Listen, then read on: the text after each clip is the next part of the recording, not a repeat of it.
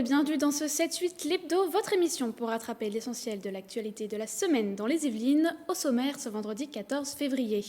Déclarez votre amour à l'hôpital public, c'était la thématique de cette nouvelle journée de mobilisation du personnel médical.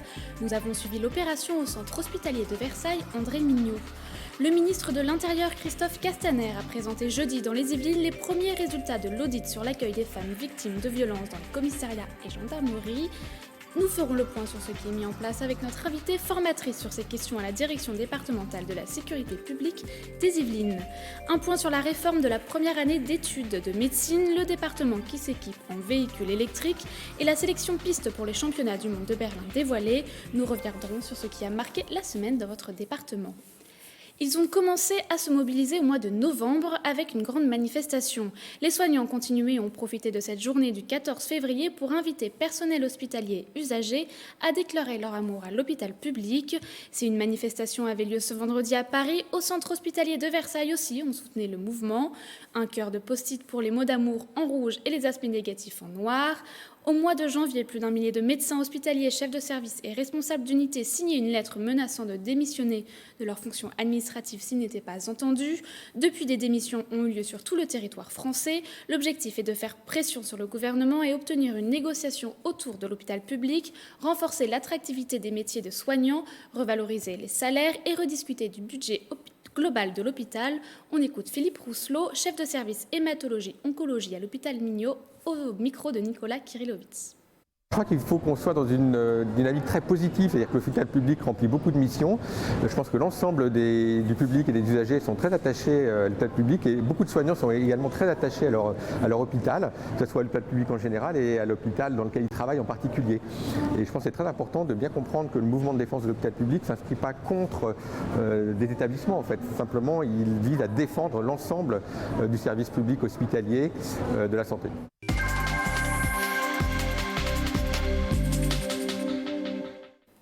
Christophe Castaner, ministre de l'Intérieur, s'est déplacé jeudi à la direction départementale de la sécurité publique à Viroflay. Il a présenté les premiers résultats des audits d'accueil et prise en charge des femmes victimes de violences sexuelles et sexistes. Reportage de Mathilde Demilly. Christophe Castaner, ministre de l'Intérieur, découvrait hier les résultats de la campagne d'évaluation qui a été menée de septembre à décembre 2019 sur un panel de 600 victimes de violences sexuelles et sexistes. Pour près de 90% des victimes, il n'y a pas de difficulté pour enregistrer une plainte. Déjà, le premier grand combat, c'est celui de la libération de la parole. Nous avons aujourd'hui une augmentation des plaintes sur les violences intrafamiliales et c'est une bonne nouvelle. Certains jouent à commenter ces statistiques en disant « voyez, la situation va mal ». Non. Une chose est sûre, c'est que je ne considérerai jamais qu'une femme qui franchit la porte d'un commissariat ou d'une gendarmerie pour porter plainte, c'est un problème statistique. C'est un problème de sécurité, de sûreté que nous devons garantir et chaque femme qui franchit cette porte-là doit être protégée mieux encore. Selon les audits réalisés dans les commissariats et brigades de gendarmerie, plus de 75% des victimes trouvent que la confidentialité des locaux est satisfaisante. Pour la gendarmerie, l'objectif est qu'une femme victime de violence dépose plainte. Dans un premier temps, on l'isole parce que généralement, elles sont assez gênées de la situation. C'est déjà très compliqué pour elles de passer la porte de la gendarmerie. Donc si en plus elles devaient être dans un milieu ouvert où on reçoit, où il y a des va-et-vient, que ce soit des gendarmes ou de personnes civiles, ça peut être assez gênant pour elles et même elles peuvent se renfermer et au contraire, au lieu de nous donner toutes les informations, tout garder pour elles et se renfermer sur elles-mêmes en se disant peut-être qu'en fait c'était pas la bonne solution, j'aurais pas dû venir et regretter son acte alors qu'en fait c'est un très grand pas qu'elles font et nous on les isole et ensuite on prend au cas par cas, on a beau être formé, chaque victime est différente. Suite à la présentation du travail des enquêteurs, le ministre de l'Intérieur tire un bilan positif mais pas encore pleinement satisfaisant. Je veux aussi d'ailleurs que nous affinions encore le questionnaire pour une évaluation plus rigoureuse, plus précise encore de l'accueil dans nos commissariats et dans nos gendarmeries. Christophe Castaner s'est rendu par la suite à l'hôpital Mignot pour signer une convention dans les établissements de santé en vue d'améliorer la prise en charge des plaintes des victimes de violences conjugales. Quant à l'audit, il se poursuivra durant l'année 2020. Lauriane Paturel, vous êtes avec nous, bonjour. Bonjour. Alors vous êtes brigadier de police et formatrice à la direction départementale de sécurité publique des Yvelines. C'est ça. On l'a vu dans le reportage, le bilan il est plutôt positif concernant l'accueil des femmes violentées. Est-ce que c'est quelque chose que vous constatez vous-même ? Oui, tout à fait. C'est-à-dire que ce qu'il faut savoir, c'est que de toute façon, nos collègues sont professionnels, ça c'est un fait. Le sujet des violences conjugales est très particulier. Ça fait plus de 10 ans que sur les Yvelines, il y a des formations déjà sur les violences conjugales. Et ça fait plusieurs mois maintenant qu'on s'affaire à faire des petites formations bien précises pour que tous nos collègues comprennent le processus des violences conjugales et qu'il n'y ait pas de frein aux femmes et aux hommes qui pourraient être victimes de violences conjugales à franchir la porte d'un commissariat. Alors, qu'est-ce qui se dit finalement dans ces formations? Sur quoi vous accentuez les choses? Alors, ces dernières formations dont je vous parle, qui sont finalement les plus importantes, parce qu'on les fait déjà sur site, c'est-à-dire qu'avec ma collègue le Major Boulard, on se déplace dans tous les commissariats des Yvelines pour faire des formations à tous nos collègues qui sont susceptibles d'être en contact avec des personnes victimes de violences. Et elles se déroulent en 2 parties. Une première partie sur la compréhension du processus des violences, ce qui se passe au niveau physiologique, psychologique, neurologique, comprendre le phénomène de l'emprise, qui est vraiment pas toujours évident à comprendre parce qu'effectivement les victimes se retrouvent face à nous avec des comportements qu'on pourrait dire entre guillemets inadaptés parce que la personne classique va attendre quelqu'un peut-être dépleuré, de triste. Or, il y a parfois des états de sidération, des choses qui font que c'est pas facile de s'adapter. Grâce à ces formations, déjà, tous nos collègues vont comprendre ce processus. Et puis, la deuxième partie va consister à faire des tests et puis surtout leur donner des clés sur l'accueil, parce que bon, on sait les choses à faire, à dire. Hein. Nos collègues, ils ont fait une école de police, ils sont sur le terrain tous les jours, ils connaissent. En revanche, sur le thème bien précis des violences conjugales, parfois il y a des choses à ne pas dire ou à ne pas faire. Et c'est là-dessus qu'on va insister et qu'on va leur donner ces clés. Alors, le ministre le disait, finalement, il y a une augmentation du nombre de plaintes et il voit ça comme quelque chose de positif, c'est que la libération de la parole se fait et elle se fait au sein des commissariats et des postes de police. Oui, tout à fait. Ça ne veut pas nécessairement dire que le nombre de victimes augmente. Effectivement, comme l'a dit notre ministre, ça veut dire que la parole se libère. Pendant très longtemps, les femmes victimes de violences n'ont pas osé parler parce que c'était un tabou. Elles ont peur des fois de se rendre ne serait-ce que dans les associations et elles avaient encore plus peur de se rendre dans les commissariats. Grâce à ces formations, grâce à la formation bien précise du personnel sur ces sujets, c'est quelque chose qui arrive de moins en moins. Et bien sûr, le but, vous l'avez compris, c'est l'excellence en la matière et nous, on veut que 100% des femmes qui pourraient, ou des hommes, je le redis, qui pourraient potentiellement être victimes de violences conjugales, n'aient pas en tout cas le tabou ou la crainte de franchir une porte du commissariat. On va les aider d'une manière comme d'une autre, on les orientera, on prendra leur plainte, on prendra leur déclaration, il n'y a aucun souci. Le but, c'est que 100% des personnes victimes, en tout cas, franchissent la porte du commissariat sans se poser de questions. Alors, ce renforcement de la formation des professionnels en contact avec les victimes, c'était justement l'une des propositions ressorties lors du Grenelle des violences conjugales qui s'est tenu en fin d'année 2019. Parmi les mesures fortes, on retrouvait également la possibilité de porter plainte à l'hôpital. Et justement, Christophe Castaner, après son passage à Viroflay, s'est rendu au Chesnay pour signer une convention au centre hospitalier de Versailles permettant d'améliorer cette prise de plainte en milieu hospitalier. C'est un vrai partenariat entre forces de sécurité et acteurs de la santé, comme il a expliqué. Oui, tout à fait. En fait, c'est vrai que avec le groupement hospitalier territorial sud, il y a cette convention qui a été signée. C'est-à-dire que dans les grandes lignes, une personne victime de violence qui viendrait à l'hôpital pour des soins et qui souhaiterait déposer plainte, d'une part, et qui ne serait pas en possibilité physique de se déplacer, d'une part, la police nationale, la gendarmerie nationale, sur les Yvelines s'engage à ce qu'un enquêteur puisse se déplacer en civil rapidement à l'hôpital pour recevoir cette plainte. D'autre part, que l'hôpital, lui, s'engage à nous fournir une salle décente, confidentielle, pour qu'on puisse effectivement prendre la plainte dans les meilleures conditions. De part et d'autre, que le personnel hospitalier soit formé, en formation continue sur le problème des violences conjugales. De notre côté, évidemment, que le personnel de gendarmerie et de police nationale continue les formations sur ce sujet. Et puis, ils auront aussi un outil, une grille qui leur permettra de leur donner la marche à suivre. Est-ce qu'il faut téléphoner au 17 ? Est-ce qu'il faut faire un certificat médical ? Est-ce qu'il faut faire un recueil, etc. D'ailleurs, le certificat médical aussi qui devra être établi à chaque fois. Et puis nous, de notre côté, suite au Grenelle, il y avait eu aussi l'évaluation de la grille d'évaluation, justement, qui peut permettre aux enquêteurs d'avoir une bonne visibilité sur la situation de la personne. Est-ce qu'elle est gravement en danger ou pas ? Enfin voilà, les mesures à prendre rapidement. Alors vous l'avez dit, il y a des formations qui existent déjà depuis 10 ans finalement. Autre outil qui existe dans les Yvelines, c'est cette plateforme pour signaler ces violences au commissariat de Guyancourt. C'est quelque chose dont vous parlez lors de vos formations, vous en saisissez ? Bien sûr. Donc évidemment, nos collègues en principe sont au courant de l'existence de cette plateforme. Néanmoins, elle est jeune, elle n'a qu'un an. C'est un outil qui fonctionne très très bien. Voilà, on y accède entre autres par le site servicepublic.fr. Il y a un onglet tout en bas. Et donc dans ces formations, les formations où l'on se déplace dans les commissariats, on rappelle à nos collègues qu'effectivement, dans le cas où une personne, que ce soit sur le terrain ou en commissariat, qui aurait du mal à se livrer tout de suite, elle peut, grâce à cette plateforme, se livrer en chat. Elle sera directement en contact avec un enquêteur qui, lui, sera accompagné aussi d'une psychologue. Et ça peut permettre de débloquer des situations parce que aussi, il faut savoir qu'il y a des personnes qui ne souhaitent pas toujours déposer plainte et que le fait déjà d'en parler, parce que ça peut être des choses prescrites, etc., sont déjà libérateurs pour elles. Alors, il y a aussi des associations et des collectifs qui se mobilisent bien sûr pour lutter contre les violences sexistes et sexuelles. C'est le cas notamment de Nous Toutes 78, dont les militants ont distribué des violentomètres dans les Yvelines ce week-end et nous y étions. Bonjour madame, je peux vous laisser ce petit questionnaire, c'est sur les violences faites aux femmes. Ce questionnaire, c'est un violentomètre, un outil de mesure des violences psychologiques et physiques au sein du couple. Cet outil permet de se situer, de voir si on est dans la zone verte, ce qui est très bien, ou dans la zone orange, où là il faut commencer à réagir, et la zone rouge, où là il faut vraiment partir et se faire aider. Ça peut être un outil qui amorce le dialogue. D'accord, voilà. C'est bien ce que vous faites. Merci madame. À l'approche de la Saint-Valentin, le collectif Nous Toutes 78 s'est dit que cette fête des couples serait meilleure sans violence. Ils sont 30 à distribuer 3000 violentomètres tout le week-end dans 6 communes des Yvelines. Donc notre but est plutôt d'attirer l'attention et d'éveiller. Et puis aussi de permettre à certaines personnes qui n'osent pas aborder les sujets,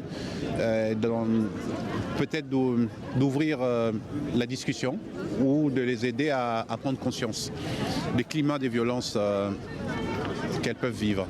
Je pense que c'est un outil pour une prise de conscience, oui, c'est très bien. Moi, je trouve que c'est bien, ça permet quand même aux gens d'évaluer, en fait, parce qu'on peut toujours se dire, voilà, c'est non, il va changer, c'est toujours ce qu'on se dit, et puis en fait, non, il change jamais.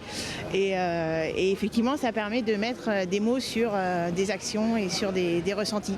Le collectif Nous Toutes des Yvelines envisage déjà de recommencer l'expérience pour poursuivre la sensibilisation. Prochaine distribution prévue devant l'université Versailles-Saint-Quentin en Yvelines à destination des étudiants. Depuis le 1er janvier 2020, 10 femmes ont été tuées par leur conjoint ou ex-conjoint, dont une dans les Yvelines, selon le collectif. Alors, le violentomètre pour les associations, vous avez aussi votre propre questionnaire, vous l'avez évoqué tout à l'heure. Oui, tout à fait. Donc, effectivement, nous avons connaissance de ce violentomètre qui est un très bon outil. Comme je vous disais, on travaille également en partenariat avec des associations, notamment sur les Yvelines. Et suite au Grenelle, effectivement, il était prévu l'élaboration d'une grille d'évaluation justement sur la dangerosité et le cas de chaque victime. Voilà, c'est un outil très pratique qui permet en quelques questions clés d'avoir une évaluation sur la situation de la personne et dans quelle situation elle se trouve. Est-ce qu'elle est en grave danger? Est-ce qu'elle est en danger? Est-ce qu'elle est en situation préoccupante, etc. Alors, pour conclure cet entretien, on a dit 75% de satisfaction. Quels sont les leviers pour arriver à 100%? Alors, je pense que 100%, on peut y arriver. Il faut que nous, on continue nos actions de formation, bien évidemment. On va aussi faire des partenariats pour former les polices municipales. On aura des partenariats avec les mairies, avec les partenaires sociaux. Si tout le monde fait l'effort, il n'y a aucune raison qu'on n'y arrive pas. Tout passera par la formation et la sensibilisation, et ce qu'on s'attelle à faire depuis des mois. Alors merci Lauriane Paturel d'être venue sur notre plateau. Alors je le rappelle, vous êtes brigadier de police en charge de la formation pour la DDSP 78. Et aussi on rappelle le numéro d'écoute gratuit est ouvert 24 heures sur 24, le 3919. Et nous on passe au reste de l'actualité de la semaine.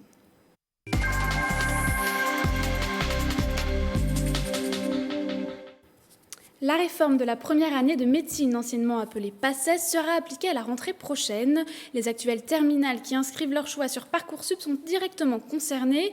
L'UFR de santé de l'université Versailles-Saint-Quentin en Yvelines organisait ses journées portes ouvertes la semaine dernière sur fond d'inquiétude concernant cette réforme. Cette réforme voulue pour diversifier les profils et décloisonner les filières de santé portera désormais 2 voies d'accès aux études de médecine, vous les voyez. Une licence en droit, économie ou sciences par exemple avec une option santé de 80 heures ou un parcours santé avec une option dans une autre discipline.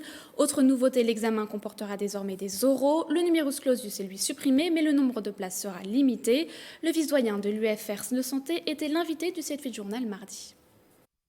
Ce qu'il faut voir, c'est que cette réforme va amener un continuum dans les études et contrairement à ce qu'était la PACES, où effectivement si ça fonctionnait, si on réussissait le concours, alors tout allait bien. En passant en deuxième année, en revanche, pour ceux qui échouaient, c'était plus compliqué puisqu'ils avaient l'impression d'avoir perdu 2 ans.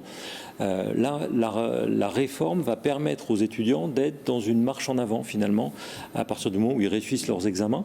Ils seront dans une marche en avant qui leur permettra de passer en première, deuxième année, alors peut-être pas de santé, mais dans ce qui a été dit dans le reportage, effectivement, dans des mineurs qui vont choisir en droit, en sciences, en kiné, mais qui leur permettront non plus de rester scotchés à un niveau juste de post-bac, mais au contraire d'avancer et de passer progressivement à L1, L2.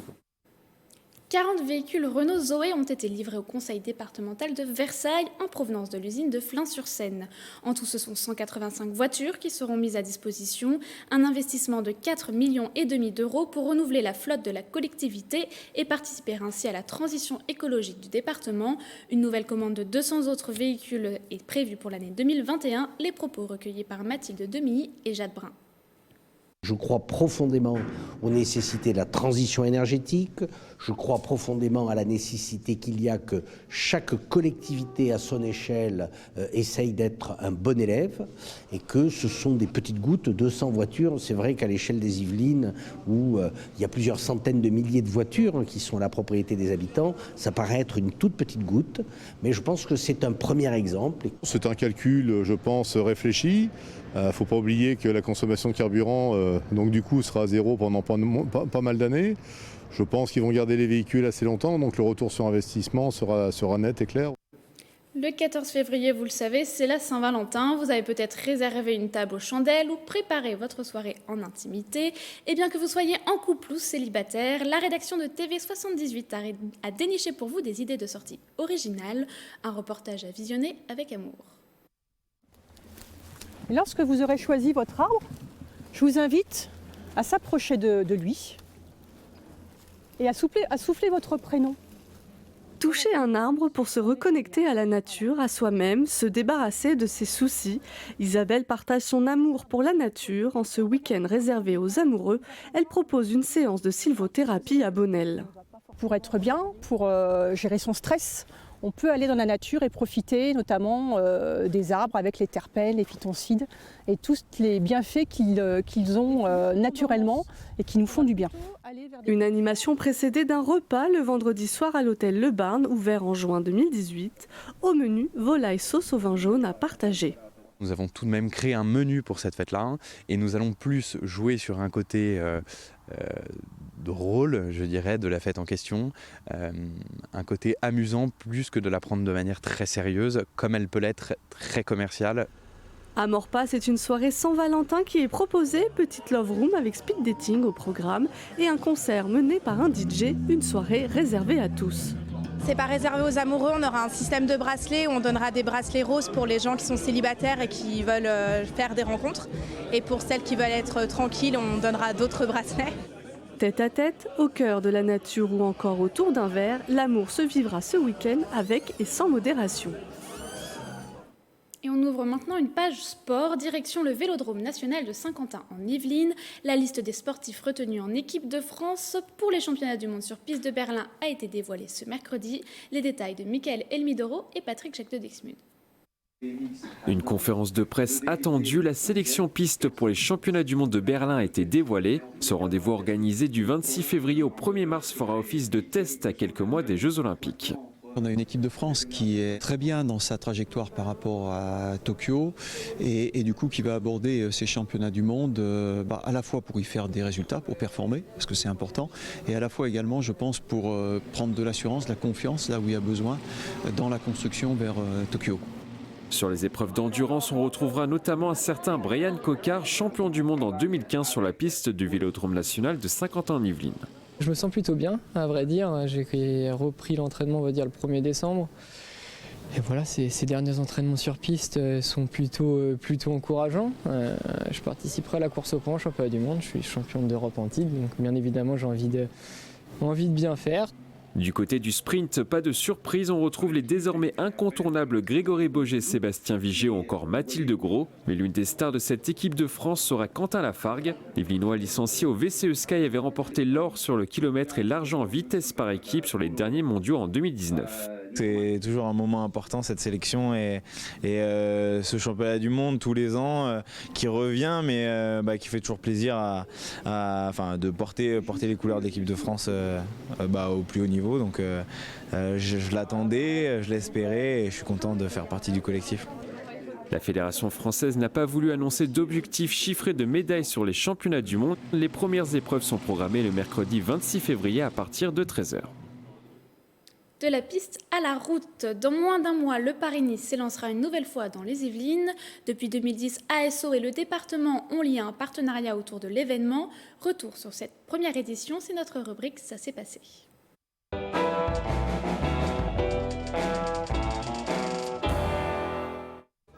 Côté supporter, ce prologue du Paris-Nice, c'est la bonne occasion de revoir les idoles, de demander un autographe. Michel, par exemple, suit la carrière du directeur sportif de l'équipe de la Française des Jeux, Marc Madiot, depuis 27 ans. On supporte tous les coureurs de la Française des Jeux.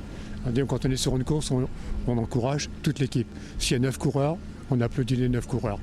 Donc on est équipé drapeaux de supporters, vêtements de supporters, voilà, on a la panoplie du parfait supporter et même le petit nounours sur la voiture.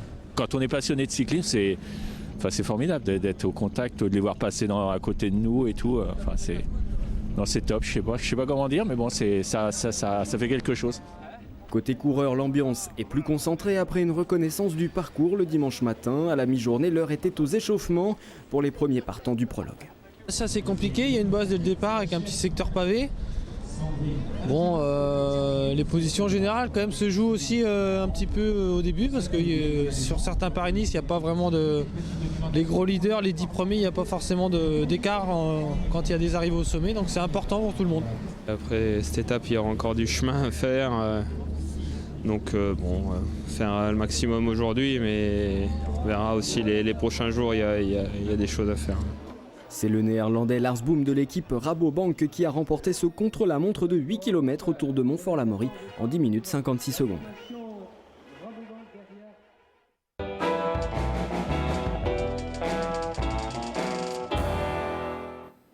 Et de 2 roues à 4, lundi, Michael Elmidoro recevait dans le 7-8 Sport un habitué du Dakar. L'Yvelinois originaire de Montesson, Jean-Pierre Garcin, a bouclé son 16e rallye raid comme copilote aux côtés de Christian Lavieille. Au bord de leur Toyota, ils ont terminé à la 28e place, cette épreuve disputée en Arabie Saoudite. Parce que le rallye raid, c'est un peu une drogue, quoi. Une fois qu'on y a goûté, on a du mal à s'en passer. Soit ça ne plaît pas, et puis dans ce cas-là, on ne le fait qu'une fois. Mais comme si vous, ça plaît, 21e Dakar, moi, je le rappelle. Oui, moi, j'ai l'impression d'être tombé dedans, quoi. Et non, c'est vraiment une passion. Il y a le voyage, il y a la découverte des gens, on rencontre beaucoup de monde. C'est beaucoup un travail d'équipe, parce que nous deux, on fait. Il y en a un qui conduit, il y en a un qui copilote, mais à côté de ça, il y a des mécaniciens le soir. Il y a un manager pour s'occuper de tout ça. Non, ça représente un vrai travail d'équipe, donc c'est très sympa. Il souffle cette année ses 100 bougies. Alors pour fêter le 100e anniversaire du grenier à sel de Trappes, Grégory Canalet et Patrick Jacques de Dixmude se sont replongés dans son histoire. Il s'est appelé au cours de son existence la Grange de Douer, puis le Normandie, avant de devenir le Grenier à sel à la fin des années 1970. L'activité cinématographique de ce lieu emblématique de Trappes démarre après la Première Guerre mondiale, mais son histoire remonte à bien plus loin. Les prémices de ce bâtiment, le plus vieux de la ville, sont visibles à la fin du Moyen-Âge. Le grenier est alors un dépôt de sel collecté par un impôt, la gabelle. Ce bâtiment a participé à la gabelle, donc à l'impôt sur le sel. Et la grandeur de cette bâtisse nous laisse entendre que c'était un lieu de stockage, mais aussi un lieu de vente. Le site devient ensuite au XVIe siècle une poste aux chevaux, un service de relais pour le transport des voyageurs et leurs bagages. L'histoire du grenier à sel est en fait liée à celle de l'Étoile d'Or, l'auberge attenante. En 1919, le propriétaire du lieu demande à la mairie l'autorisation de créer une activité cinéma fixe, à une époque où les projections sont plutôt itinérantes. Les premières séances ont lieu dès 1920. La grosse activité cinéma démarre officiellement en 1945, à la sortie de la guerre, où le cinéma, où la Grange devient le Normandie, le cinéma Le Normandie. Et le Normandie s'arrête en 1975, puis le bâtiment est repris par la ville. Restauration en 1979 qui laisse apparaître les pierres meulières du bâtiment encore visible aujourd'hui. Un lieu avant tout d'innovation technologique, le cinéma inaugure en 1964 un écran révolutionnaire, le deuxième du type installé dans le monde, l'Héraclorama. C'était un écran courbe avec des lamelles en métal qui permettaient d'avoir, avec un certain objectif, qui permettait d'avoir une impression de profondeur. Donc on pouvait projeter n'importe quel film du commerce et avoir une impression de profondeur. C'était pas le relief encore, mais c'était déjà une grande avancée technologique. En 2012, le Grenier à sel s'équipe d'un projecteur 4K, l'une des premières salles à se convertir à l'ultra haute définition. Malgré son grand âge, le cinéma de Trappes n'a cessé de se renouveler, un œil toujours tourné vers l'avenir. On arrive à la fin de cette édition. Merci de nous avoir suivis. On se quitte avec des images du château de Maison à Maison-Lafitte qui met en ce moment le style rococo à l'honneur. Vous pouvez retrouver toutes les informations sur l'exposition et les ateliers dans le 7-8 loisirs du 13 février. Retour de votre actualité locale dès lundi. Bon week-end sur TV78.